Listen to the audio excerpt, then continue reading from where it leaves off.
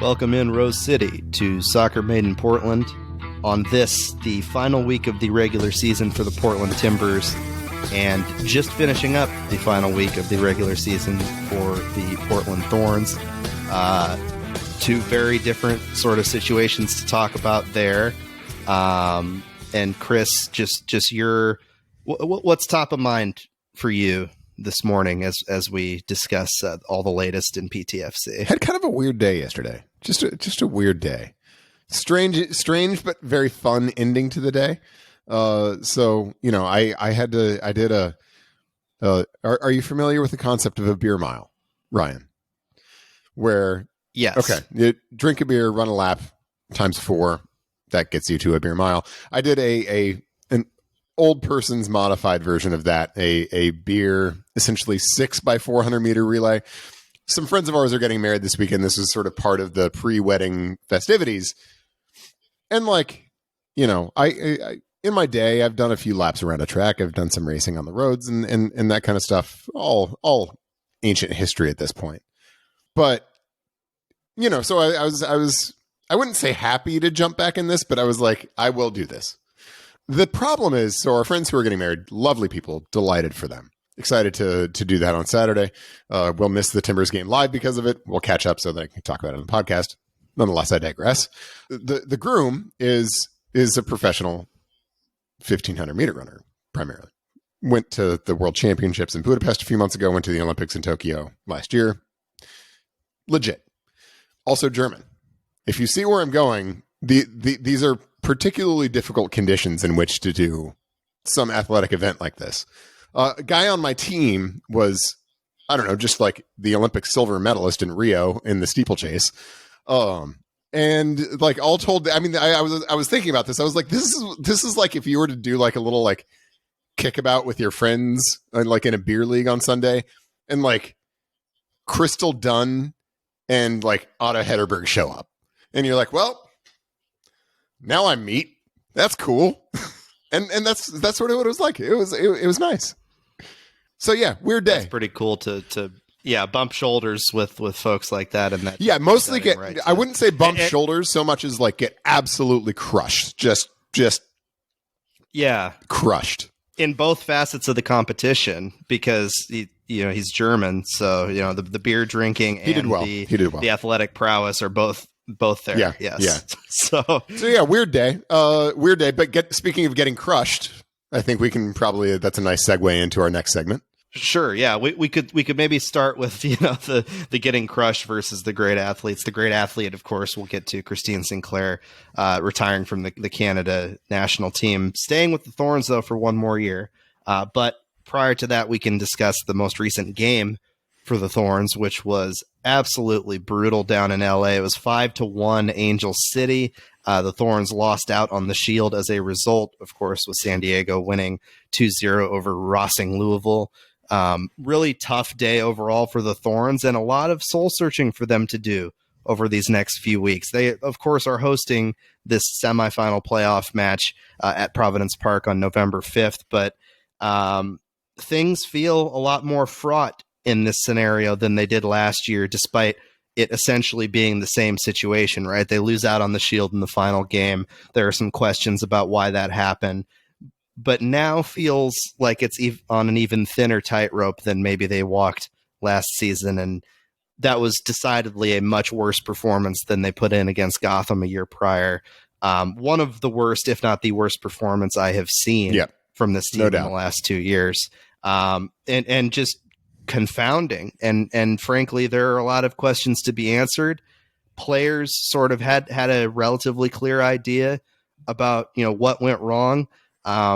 Mike Norris didn't really know immediately. And I'm sure that, he and his staff will review film, but there weren't a lot of answers immediately. It was sort of this shell shock from the Thorns afterwards. And, there is this sort of dichotomy with the players where they want to use it to motivate themselves, but they also want to just throw it away and not let it linger.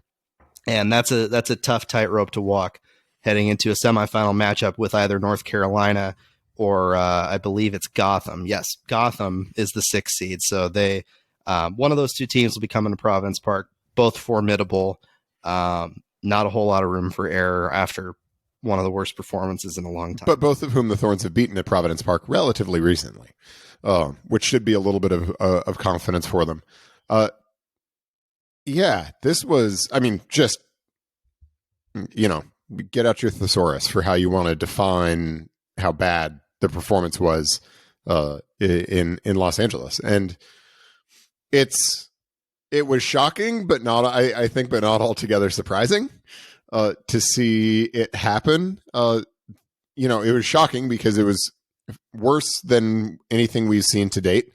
And we are not used to seeing the Thorns get done to them what the Thorns have done to so many teams over the course of the last 2 or 3 years. But that's exactly what it was. This was to invoke Coach Prime, just an old-fashioned butt whooping, right? And that's just about it. And I say, though, that it wasn't surprising altogether because that has kind of been the pattern with this team over the course of the last 6 weeks or so, probably reasonably since the World Cup break, of really just pretty, and not just inconsistency, but pretty extreme inconsistency. One game they come out against a tough opponent and they look like the really sort of well-drilled, schooled team that looks poised to be the favorite in the playoffs. And then the next game they come out and look like a team that doesn't belong in the playoffs at all. And it's frankly hard to understand. And I don't think it's entirely something that you can sort out with X's and O's. With a tactical tweak here or there. I think there were bigger tactical issues earlier in the season that were pretty identifiable, but this doesn't really feel like that and doesn't look like that. There are certainly some personnel issues. The Thorns have been exposed, I think, pretty hard at both fullback positions over the course of the last 6 weeks or so. But that's not why that game went 5-1. I mean, that was a factor in some of those, but 5-1, can't explain that with, some underperformance at the fullback positions. And yeah, so I mean, frankly, I think with a group as experienced as the Thorns have, and with a group as talented as the Thorns are, I think you've got to look at coaching, and you've got to look at sort of the direction that the group is going as a whole, and ask whether it's good enough. And that's weird to say. That's really weird to say, given that the Thorns just finished second in the table. They secured for the third year in a row, if I'm remembering right, a playoff bye and a home playoff game. Those are good things. They obviously won the championship last year with Mike Norris was on that staff, even if he wasn't in the top job, and with the roster that is virtually identical. So, I mean, when you look at this team's track record over the course of the last 3 years, it has been exemplary. But yet you sit here today, and even though they still were second in the table and have the bye, you kind of wonder about the direction that this club is going, because the extremeness of the inconsistency just isn't something you could ignore. And if you ignore it, it is very, very likely to end up in a situation like the Timbers, frankly, are in this year, where you have this underlying issue that is really apparent, that is there, and instead of addressing it head on, you sort of let it fester for a year and then until it's totally untenable. And so I think the Thorns are kind of in a similar spot where there's an issue here. And I don't know if they're going to address it proactively or if they're going to sort of fall back on, well, we still finished second. What do you want from us? Other than finishing first, of course. Or if they're going to be proactive about saying, hey, there's a problem. Because it's pretty clear that there's a problem. And I think that problem, whatever it is, it's with the capital P, and it is really what was behind the 5-1. Yeah, like this is not for lack of talent. This is not for lack of necessarily buy-in. This isn't for lack of... I mean, it might be for lack of buy-in in some areas. I think sure. I think there are reasonable questions about that. But but why is there that it's lack of definitely buy-in? not for lack of commitment as Yeah, well. and it's not for lack of character in the the locker room. Like, there's plenty of character, there's plenty of competitiveness, there's plenty of talent. Why isn't that coming together? Yeah, and that's a major question that they need to answer. You know, you and I have both heaped a lot of praise on this Thorns team over the last 2 years in this forum, and rightfully so. I think that they are, you know, an incredibly talented and often inspirational group of athletes who last year achieved something that I think very few groups of athletes in any sport would have been able to achieve in winning a championship despite everything that was going on off the field for them. You know, that being said, you know, the idea that we've talked about of a dynasty of this team sort of being able to establish its greatness at an even more cemented level in NWSL than it previously has, you know, that is a fraught thing. That is something that, you know, exists, to, you know, use that phrase, on a tightrope, you know, for lack of a better phrase. Like that doesn't just happen naturally. You aren't, you know, coronated into greatness. And you know, these players know that. They are led by people, you know, veterans of the game like Christine Sinclair, Megan Klingenberg, Becky Sauerbrunn, who are all keenly aware that, you know, winning is fickle, it is rare, and greatness is only achieved in very limited circumstances. But these are the conditions under which, like, the onus is on you to achieve that greatness.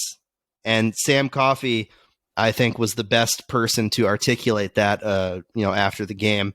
She and Klingenberg were up at the podium, and Coffey, you know, being someone that has worn the captain's armband and should probably never lose it for the rest of the time that she's on the Portland Thorns, given her ability to orate the team's problems and also its successes and lead that group. She was able to say it plainly that, well, like you said, some days are looking like a championship team, and other days they're looking like they're at the bottom of the table. And in her words, that's unacceptable. And if that is the attitude adopted by everybody on the team, then I think they'll be fine. And I think they'll be able to bounce back, win a home game, go down to San Diego and win another championship. That is a very realistic possibility. And then, you know, obviously you have to point to this season as a success, even if there is the sort of small, insignificant to some asterisk of losing out on the Shield again. It's not insignificant to the players, though. That's the thing. Like, they, you know, 2 years in a row missing out on some silverware that you hang a banner for that's the same size and in the same location as your championship banners. That's a BFD to this group. Yeah, and there's a financial interest too, right? There's a big bonus that comes with getting the supporter with getting the Shield. I almost called it the supporter Shield. My apologies. Yeah, $15,000 per player. Yeah, I mean, and for a lot of those players, that's not chump change. And you know, I think that's significant. And frankly, I think from the fans' perspective, there are a lot of fans who regard the Shield as being significant. I'm certainly among them. I think the Shield is a major, major trophy. I think it is up there. I understand, for, you know, the cultural reasons, the vibes. The championship trophy is more valued, but I don't see the Shield as being significantly behind in terms of the significance of what it means. This is America, bro. Yeah, this is right. America. Rings, dude. That's right. It's all about the rings. Well, you know, it's all about, you need platters too. Meg Linehan was driving this on Twitter, and I think it's important.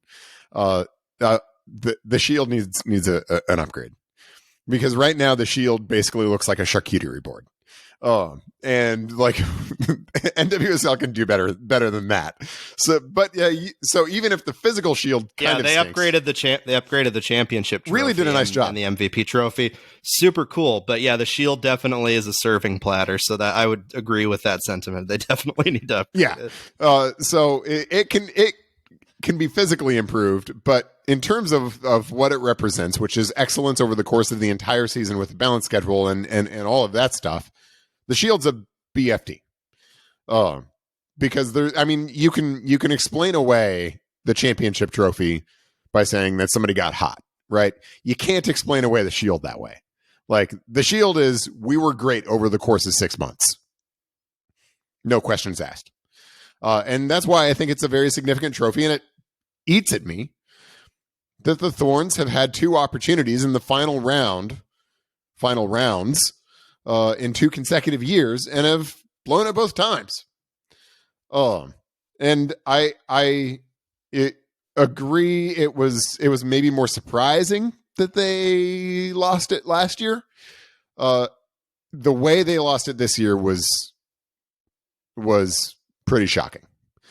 In a game in which the Thorns should have been fully stuck in, they got run off the field by an Angel City team that wanted it more, was more organized, and was more decisive. And that's not great. Why the Thorns weren't ready to match that level of intensity and that level of preparation in a game that should have been there, that they should have been laser focused on, I don't know. And I think if you're Thorns management, I think if you're Thorns ownership, probably new ownership, whenever that happens, you want to give that a hard look, and you want to give the issues that we've seen over the course of the last couple months with consistency a really hard look, because what you do to fix those things is going to go a long way toward determining whether the Thorns are on sort of the precipice of a downfall, or whether this is another just a disappointment that's a little bit of a blip, but is part of a longer period of sustained success. And so we'll see. I also think there's individual player responsibility here. Megan Klingenberg has been a remarkable Thorn for a long time. She's had a rough several weeks. Natalia Kuiga has, I think, really acquitted herself well over a lot of her time with the team. Another player who has commanded quite a bit of respect, has had a rough several weeks. Frankly, Crystal Dunn, since coming back from the World Cup, has not been the superlative player that she was before. I think you can go down Morgan Weaver after being absolutely dominant, putting the team on her back at times during the World Cup period, and even a little bit afterward, after Sophia Smith, has sort of gotten lost in the last few weeks. And that might not be entirely attributable to her as opposed to sort of the team as a whole. But for a player who was starting to garner some MVP discussion, the last couple of weeks didn't show that, didn't reflect that. And I think you can go down on a number of levels and identify some of those things. But at some point when you start listing this many names, you kind of need to stop just listing names and start talking about systems and structures, and leadership. And it's certainly not player leadership, right? This team oozes with player leadership, oozes with it, overflowing with player leadership. Frankly, there's probably more leadership on this team than there's been on any first division soccer team in U.S. history. Like multiple national team captains on one team, and multiple people who would be national team captains if it weren't for the other national team captains on the team. Like, I mean, the leadership on this team is ridiculous. And yet this is happening. And I'm at a loss to explain it. Totally at a loss. You are not the only one at this point that seems to be at a loss with this. And, this is a defining couple weeks ahead. And I think that, somebody like Mike Norris, who is in this position and despite being a first year coach is uniquely in a warmer seat, I think, than he might otherwise be given the state of the club.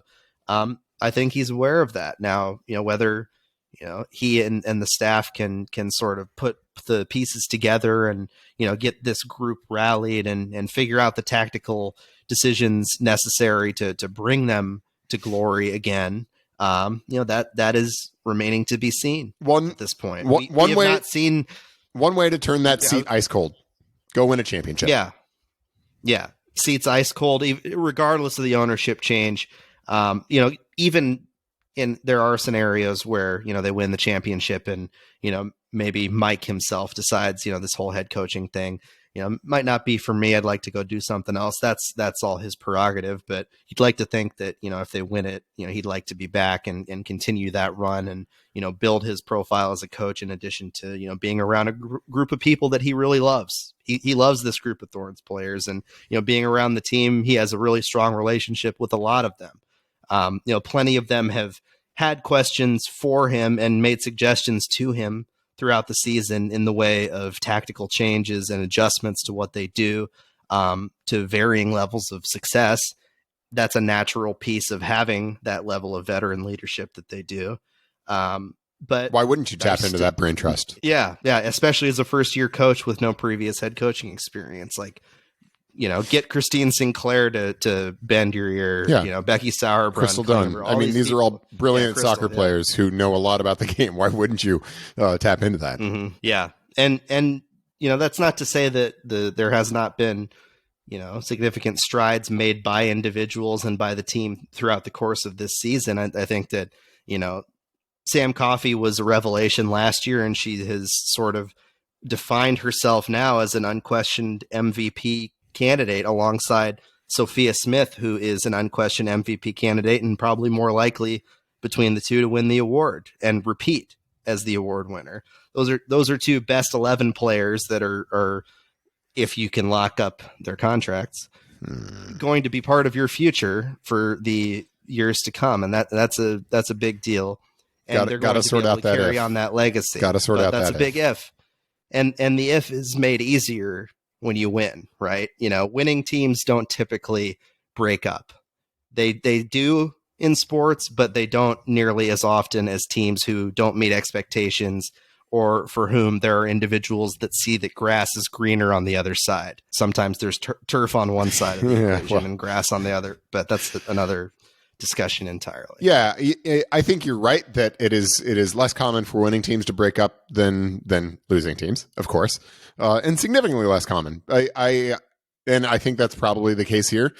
I think we've discussed it on this podcast before, but there are also other issues at play here that need to be figured out in order to have the circumstances in which even a winning team is going to stick together.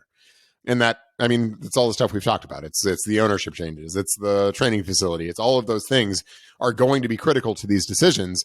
But yeah, if the team goes into the tank, even if you do all of those other things right, it might be hard to keep even the younger pieces of the core around. And so, winning is critical. But, what we saw last weekend, I think was pretty gutting, and is the kind of thing that raises reasonable questions in people's minds about whether this team has the capacity to go get two big wins, two difficult wins in a row against the best teams in the league. And we haven't seen them string together two great performances in a row recently, and that's what it's going to take. Who would have thought that at this stage in the season we'd be talking about the inconsistency of the Portland Thorns juxtaposed with largely the consistency, except for that Montreal game of the Portland Timbers. Recent experience excluded. God. Yeah. It's fair. This has caught me totally by surprise. If you would have asked me 8 weeks ago if I thought it was a reasonable possibility that the Thorns would get everybody back from the World Cup and then go on this run in which they have bounced sort of between championship caliber play and wooden spoon caliber play, I would have told you no. There's no chance. That's ridiculous. Look at the players they have. Look at the system they have. Everything sort of lends itself to the kind of stability that would seemingly exclude this kind of possibility. And yet here we are. Biggest news, obviously, other than that end of season match for the Thorns of the last few days was an Instagram video posted by Christine Sinclair in the dead of 6 p.m. Thursday night. I come fresh out of Cinema 21, having watched Killers of the Flower Moon, one of the great Martin Scorsese pictures. I've read the book. The movie's good. Oh, the movie's phenomenal. Excellent. Yeah.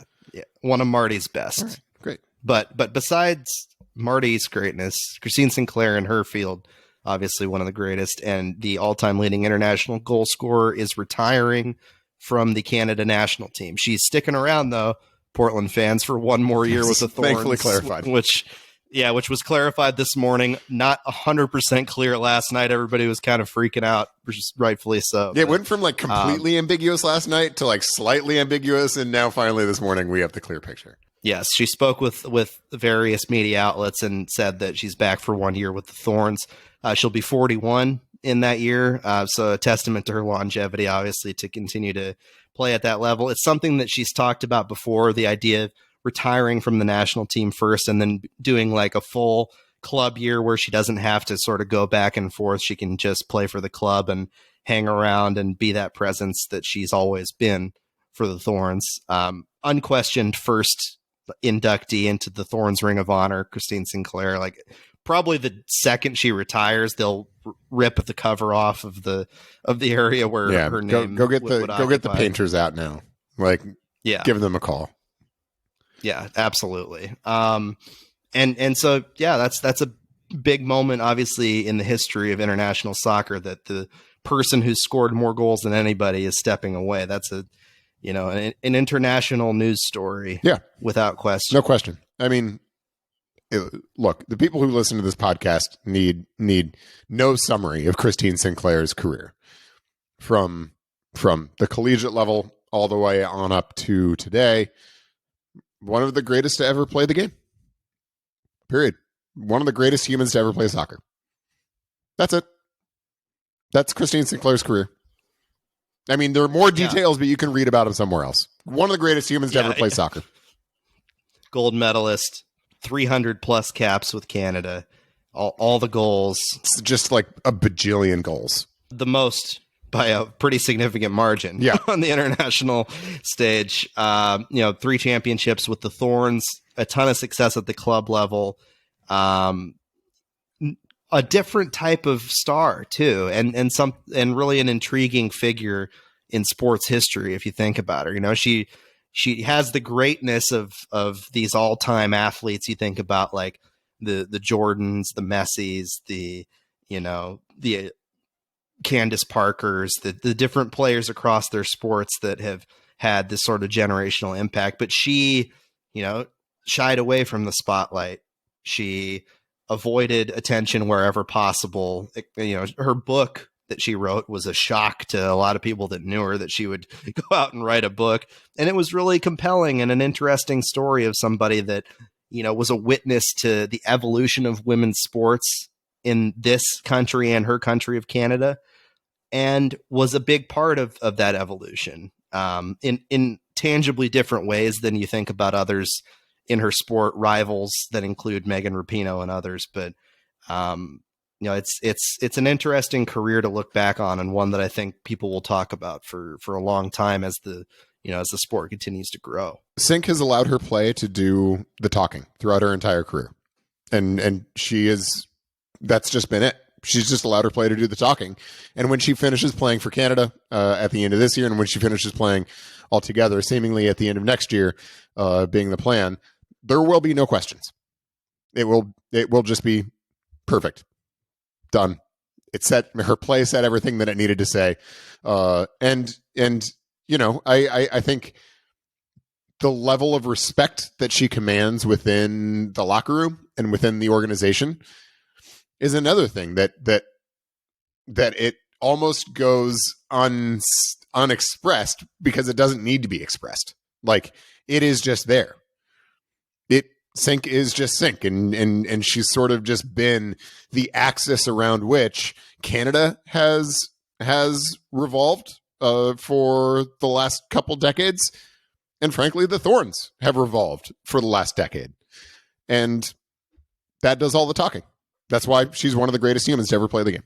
Undoubtedly. And, you look to the future too. Somebody like that had a monumental and continues to have a monumental impact on the young players who will comprise the Portland Thorns for the years to come. You look at a player like Morgan Weaver, a Seattle kid who comes down here out of Washington State, high expectations, talented player drafted in the same year as Sophia Smith, just, a world beater of a draft by Mark Parsons. We can talk all we want about that. But she comes down here and starts saying F Seattle and starts pointing to the logo on her chest and having just this unfettered pride for being not only a Portland Thorn, but living in the city of Portland and just endearing herself to her fans. That does not happen without Christine Sinclair. It was sort of like a boot camp when Weaves arrived here that, she learned immediately from Sync that, you work hard and, F Seattle. Like that was like the two things that she was told. And there are others who have sort of taken those type of, team culture type lessons to heart, just that grit and competitiveness. Sophia Smith, obviously being another young star, she's probably taken a ton away from playing with somebody like Sync. And there are little girls and now, full grown adults and boys playing. Frankly, hopefully there are boys watching too, because they could learn a lot from somebody like Christine Sinclair.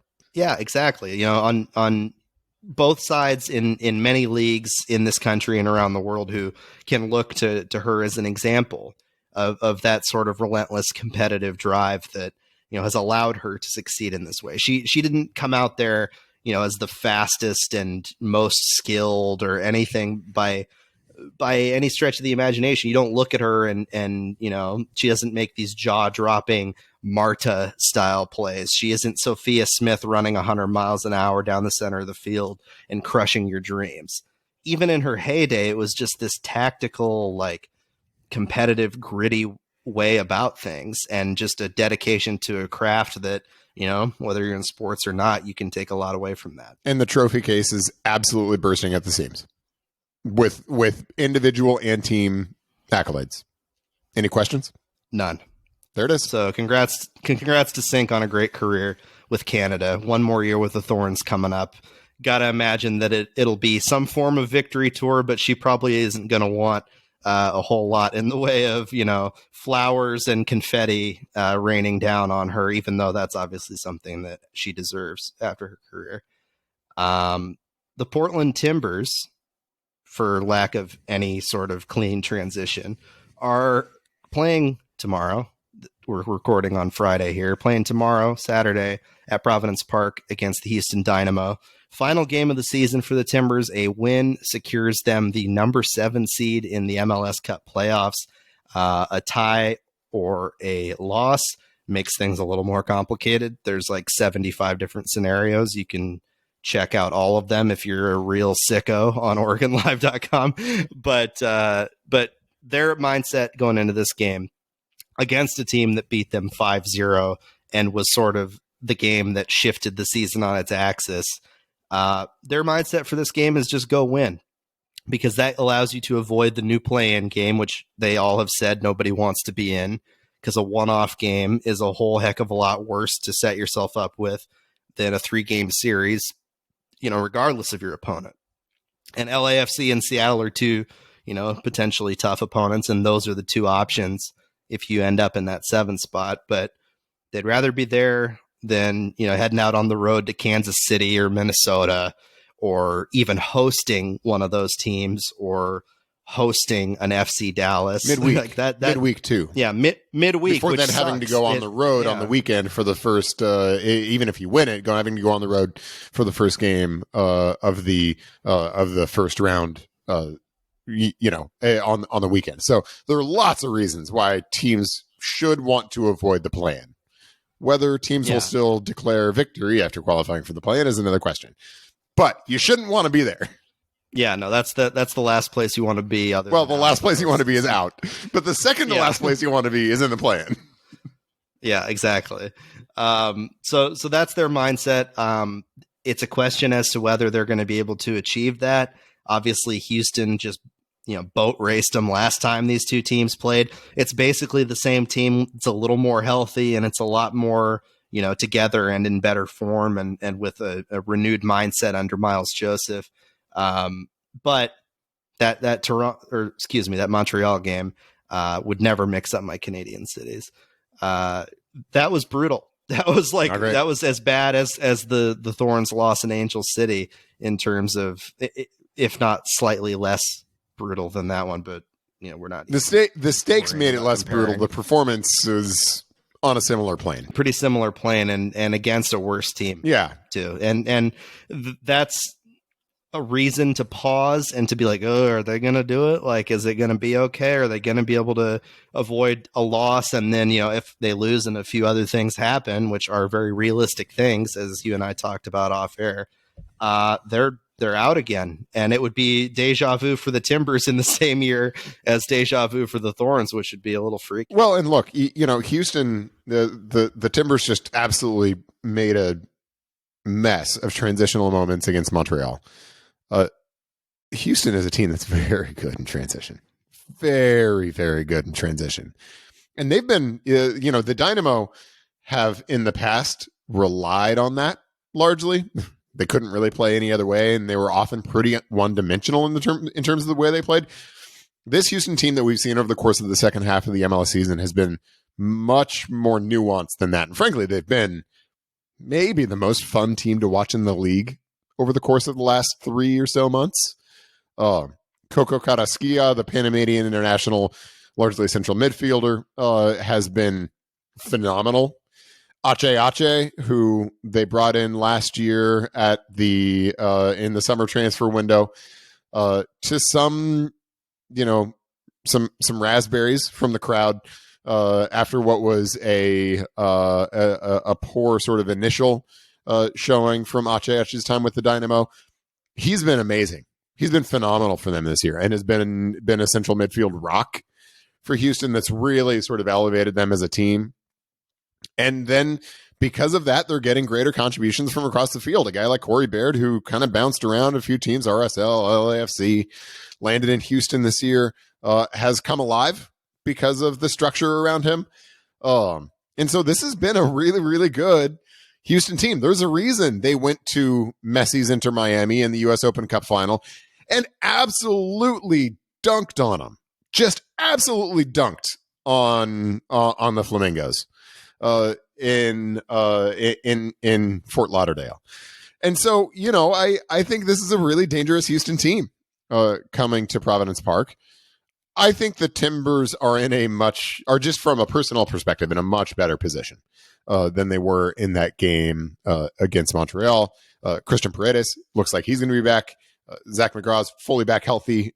It looks like the Timbers are going to have basically everybody available to them, save for the guys who are out for the season. And look, when we've seen the Timbers fully healthy like that and at home, they've generally been pretty good. But this is also a better team than we've seen the Timbers be pretty good against. And so I think they've got a lot of work to do. Candidly, I think the Timbers are going to do it. That is my prediction. I think they'll do it. And I think they'll get the win. But look, Houston is motivated too. If Houston wins, they lock down a top 4 seed and they lock down home field in the first round. That's really significant.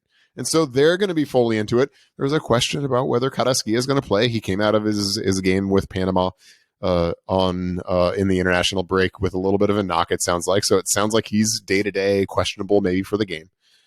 That would be a huge development, frankly, if he's not able to play, because he's been a best 11 or at least second best 11 quality player over the course of the last several months. And it sounds like is not long for Houston. Will be moving on to Europe almost certainly in the winter. So if he's not able to play, that would be significant. But I think this personnel for the Timbers has looked pretty good, and I expect a good performance on the weekend. But if they don't, then it gets real hairy. Yeah, they can still weirdly get the 7 seed if they draw. Not possible if they lose. At least to my understanding. Actually, referring to the handy dandy notebook that I wrote for myself. I mean, it is theoretically possible, right? It's possible. If they lose and Dallas loses and San Jose loses and SKC and Minnesota draw, then they would basically post hoc or status quo ante bellum. Everybody stays where they are. Everybody backs into their respective positions. But look, I mean, it would take a number of results for the Timbers not to make the playoffs, to not go their way. But when you look at the results that would be required, they're like not that far fetched. Kansas City and Minnesota, one of those teams would have to win, right? Because they're both on 41 points. The Timbers are on 43. They play each other.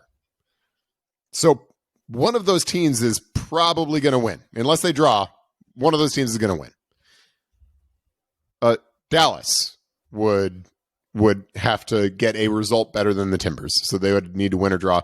They're at LA Galaxy, who have nothing to play for. Dallas has been kind of bad recently. They just dropped points to the Colorado Rapids at home, for goodness sake. Not good. Don't do that. But still, in a game in which one team has nothing to play for, is already eliminated, it's certainly not out of the question. And in fact, I think it's probably fair to say that it is comfortably within the question that Dallas can go get a result at LA. And then, likewise, San Jose. Again, not a team that's been lighting things on fire, but at home against Austin, a team that, again, has nothing to play for. And so if the Timbers drop points against Houston, and then those other three results just don't go the Timbers' way, which is all totally possible, this could be a fourth consecutive, counting the Timbers and Thorns, devastating decision day. Because remember, it wasn't just the Thorns who dropped decision day last year. It was also the Timbers who went to Salt Lake on decision day needing a result, any result, to get into the playoffs, and they got crushed. Absolutely pumped by RSL. And so, that's a real possibility. I wouldn't say it's a likelihood, but if the Timbers don't take care of business, then they have nobody to blame but themselves. Yeah, and that's why the onus is so much on just get a win and don't worry about the other stuff, because so much is out of your control. That's a good philosophy for life in general, that so much is out of your control. But in sports in particular, the MLS, in what has been one of the most woefully incompetent Western conferences in recent memory, very much is out of your control and very little is predictable in the case of this season. And you got to control what you can control, right? The Timbers have it much worse than those other three teams that you just mentioned, right? Or four teams. They have a much more difficult decision day game than those other teams. Yeah, because, a win for either of those teams, SKC and Minnesota, is more likely than them ending up in a draw. Just one of them winning, it's like 2/3 chance versus 1/3 of a draw, just statistically. And those two very winnable games, that is just not out of the realm of possibility at all. In fact, one might say it's more likely than not, as you clearly pointed out. It's, once again, you're walking on a tightrope in American soccer, and you find yourself in one of these positions. Well, and in particular, the Timbers have put themselves on the team on the tightrope. Yeah, they have. I mean, they were in the canyon below where the tightrope is hanging for the better part of 2/3 of this season, and then they woke up when Miles Joseph took over. So they put themselves in this position by playing absolutely terrible for a pretty significant stretch and dropping points in a ton of games all year long that made you think, well, that's it. That's going to be the difference, right? It could still end up being the difference. All of that, turnaround and all of that improved play and the hopium that folks have been breathing in since Miles took over, it will be for naught, essentially. It can have positive impacts for individuals, to be sure, in the off season. There's guys that have been playing for their jobs that might, because of their improved play in this stretch, stick around longer than they may previously have. There are certain to be a lot of changes to this Timbers roster in the off season, to my understanding, but what those changes look like can in some ways depend on how this game goes and how the remainder of the postseason goes. Because this is a team that, regardless, is going to be in transition, but who's going to be part of the future? Who's gonna make that transition? And let's be very clear: no matter what happens on Saturday, if it goes south, it's not because the Timbers lost it on Saturday. It's because the Timbers once again absolutely blew it between March and July. Just totally blew it in between March and July. And they dug themselves a hole, once again, that would have been too deep for them to dig out of. If the Timbers, frankly, get into the postseason on Saturday, I think it'll be an example of them pulling a bit of a Houdini act. And given it's a Houdini act that's been aided and abetted by just, as you referenced, utterly incompetent Western Conference and a whole bunch of teams of a very forgiving format, and then a whole bunch of teams around them who are just not very good. And the Timbers will have sort of elevated themselves to being, the most successful of a collection of not very good teams. Oh, yeah. You want to know how incompetent the Western Conference is? How incompetent has the Western Conference been, Ryan? There are people, and I'm not going to name names, around the Timbers who, when they think about the playoff matchups, this is just thinking ahead. Who scares you? Nobody. They are preferring, some people are talking about potentially preferring the top seed St. Louis because they're number one. Don't do that. And they're an expansion team. Dumb. Don't do that. No, you don't want to play in the play-in. It's terrible. Because then you have to play the 3 games in a week. And look, I mean, the 3-leg series is somewhat forgiving. But if you go to St. Louis and lose that first game, you're probably done. Yeah. Right? I mean, like you're in a really bad spot. Even though you get full rest for those next 2 games, you're not in a good position. And that's not to say that's the team's preferred matchup. Obviously, everybody around the team wants, with a win, to get LAFC or Seattle, especially Seattle. That's the juiciest one for obvious reasons. And they're not very good. But yeah, and they're not a very good team. That's the point. Nobody is good. Yeah. Except for the teams that are in the Eastern Conference. This is the JV playoffs. The real playoffs are in the East. Yeah, the JV teams get to sort of decide who gets to play the varsity team in the final and probably lose. So yeah, that's the West, baby. That's the West. Hey, but that'll make for some fun too. One quick shout out to the dunce, the doofus of the week, Ben Olsen, the head coach of the Houston Dynamo, who, when asked about the last time the Timbers visited Houston, said, he was like, well, it was 116 degrees that day. It's never been 116 degrees in Portland. Ben, it's like you didn't even bother to look up Portland's all-time high temperature before you started running your mouth. Why don't you look up the facts before you start talking? If I was Miles Joseph, that goes on the bulletin board. This dude doesn't even know. He doesn't even know that climate change is doesn't even know our state every summer, and it's getting worse. Look it up, Ben. Yeah, come on, Ben. It's bulletin board material right there. Disrespect for the climate disaster here in the Northwest. Yes, and how it's affecting our absolutely beautiful ecosystem that has otherwise not been. That's right. Everything died. Basically, everything died when that happened. It was not great. Yes, but it still happened, Benny. Yeah. Give him credit, Ben. Get your facts right. So I think we'll end it on that weather made in Portland segment or rant or whatever you want to call it. But you can follow us on Twitter at SoccerMaidenPDX. Will you go to Ben Olsen's postgame press conference and ask him about that? Absolutely not. I'm the Timbers beat writer. I have so many more important things to do. You need to recruit somebody in the press box to go to Olsen's postgame press conference and like put him to the coals about that. Yeah, like, hey, did you know that it's actually been pretty hot here? That's right. Like, what would his response be? Ryan, he even would be like, oh, okay. I ask for very little. Please. You can do it. Please. No, just get a one game. I got to be at the wedding with the Olympians. So, that's true.